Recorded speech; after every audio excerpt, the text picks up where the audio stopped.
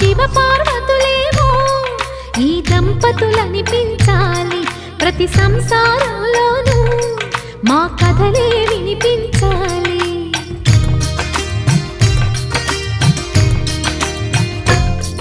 ఆ సిరిని శ్రీహరిని మా జతలో చూపించాలి, శ్రీకాంతుల కొలువంటే మా కాపురం అనిపించాలి. మా ముంగిలిలోన పున్నమి పూల వెన్నెల విరియాలి, మా చక్కని జంట చుక్కల తోట పరిపాలించాలి.